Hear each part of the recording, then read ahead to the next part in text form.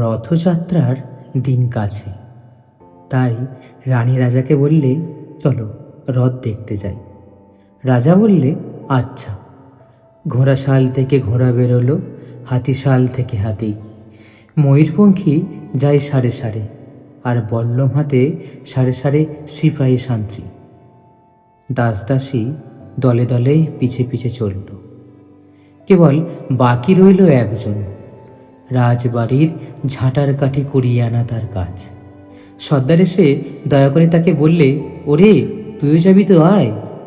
সে হাত জোর করে বললে, আমার যাওয়া ঘটবে না। রাজার কানে কথা উঠল, সবাই সঙ্গে যায়, কেবল সেই দুঃখীটাই যায় না।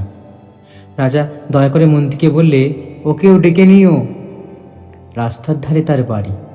হাতি যখন সেখানে পৌঁছলো, মন্ত্রী তাকে ডেকে বললে, ওরে দুঃখী, ঠাকুর দেখবি তো, চল। সে হাত জোর করে বললে, কত চলব?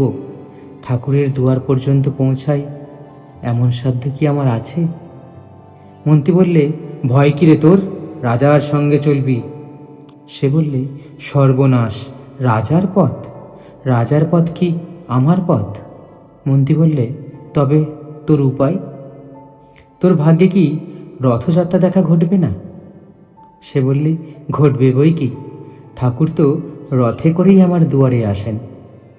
মন্ত্রী হেসে উঠল, বললে, তোর দুয়ারে? তোর দুয়ারে রথের চিহ্ন কই?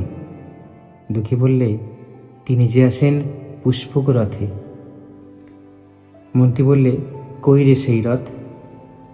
দুঃখী দেখিয়ে দিলে,